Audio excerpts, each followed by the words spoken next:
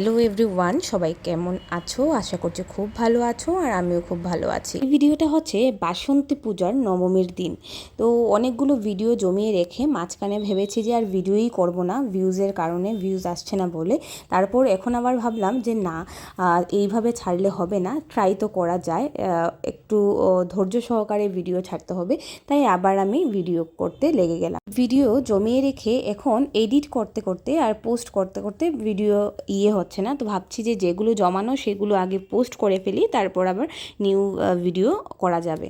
তো সকাল সকাল উঠে স্নান টান করে দেখতেই পাচ্ছ চলে গেছি আমাদের কালীবাড়িতে। এটা হচ্ছে নয়াপাড়া কালীবাড়ি। তো গিয়ে মোমবাতি ধূপকাঠি জ্বালিয়ে তারপর কিছুক্ষণ বসলাম অঞ্জলি দেব বলে। আমি আর বর দুজনেই অঞ্জলি দিয়েছি। আর আমাদের কালীবাড়িতে বাসন্তী পুজো প্রত্যেক বছর উদ্যোগ নেয় সব মহিলা কমিটির মেম্বাররা। প্রতি বছরই মহিলা কমিটির মেম্বার ওনারা চাঁদা তোলেন, সব যেগুলো কাজ থাকে সব কিছুই ওনাদের উপর দায়িত্ব থাকে।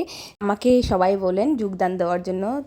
তো আমি ভাবছি যে না, আমিও যাব, এখন না, কয়েকটা বছর পর। এখন সবে এই পাড়ায় এলাম, তো আস্তে ধীরে একটু বয়স টয়স হয়ে যাক, তো সবার সাথে যাব। এই যে সবাই মহিলা কমিটির মেম্বার, তো সবাই বসেছেন। ওনাদের অনেকটা কষ্ট, অনেকটা মেহনতের ফলে প্রতি বছর এত সুন্দর বাসন্তী পুজো হয় আমাদের কালীবাড়িতে। অঞ্জলি দিয়ে বর চলে গেছিলো ডিউটিতে, ভাত টাত ঘরে খেয়ে।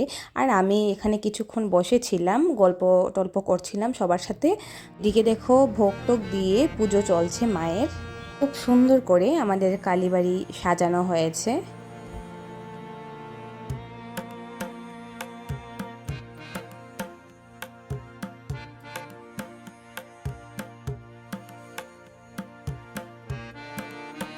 এই যে আমাদের কালীবাড়ির মায়ের মন্দির। মা সবাইকে ভালো রাখুক, সুস্থ রাখুক, সবাইকে সৎ বুদ্ধি সৎ জ্ঞান দিক, এটাই ভগবানের কাছে কামনা করি। আর এই যে আমাদের কালীবাড়ির ভোলে বাবার মন্দির। বাবা সবাইকে ভালো রাখুক, সুস্থ রাখুক, এটাই প্রার্থনা করি বাবার কাছে। আর তোমরা কারা কারা এখানে পুজোয় এসেছো আমাদের কালীবাড়িতে, সেটা কমেন্টের মাধ্যমে অবশ্যই জানিও। মায়ের পুজো শেষ, এখন মায়ের কাছে ভোগ লাগানো হয়েছে, তারপর সবাইকে মায়ের প্রসাদ বিতরণ করা হবে। আর প্রচুর ভিড় হয়েছে, অনেকে প্রসাদ বাড়িতে নিয়েও গেছে। তো প্রতিবারই অনেকেই বাড়িতে প্রসাদ নিয়ে যায়, খেয়ে যায়। তো সবাইকে প্রসাদ দেওয়া হয়, সবাই প্রসাদ পায়। বাসন্তী পুজোই হোক আর আশ্বিনের দুর্গাপুজোই হোক, দুর্গাপুজো মানেই আমাদের বাঙালির শ্রেষ্ঠ উৎসব। আর মনটা খুব খুশি থাকে তখন, একের শব্দে মনটাই পুরো আনন্দিত হয়ে যায়।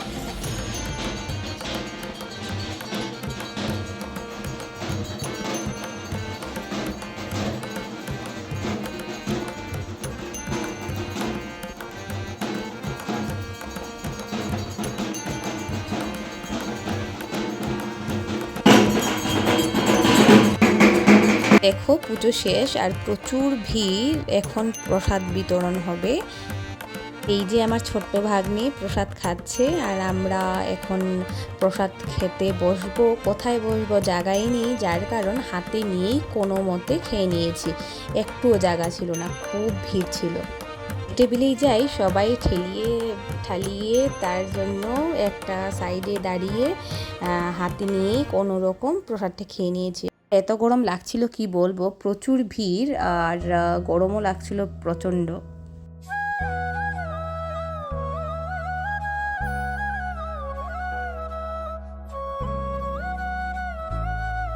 ব্যস্ত আমাদের মহিলা কমিটির মেম্বার পরিবেশনে ব্যস্ত, ও সেক্রেটারি সরি।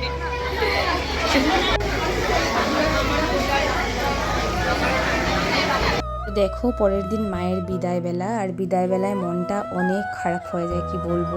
তো আমি আমার গেট থেকে দাঁড়িয়ে দাঁড়িয়ে দেখছিলাম, আমি আর বেরোইনি। তো এর আসার সময় মনটা অনেক খুশি থাকে যে মা আসছেন মা আসছেন, কিন্তু যাওয়ার সময় অনেকটা খারাপ লাগে। কিন্তু এই সময়টাও তাড়াতাড়ি মা কখন যে আসেন, আর এই 4টা দিন যে কিভাবে কেটে যায় কেউ আমরা বুঝতে পারি না। দেখো একটার পর একটা আমাদের বাড়ির দিকে যাচ্ছে মূর্তি নিয়ে বিসর্জনের জন্য।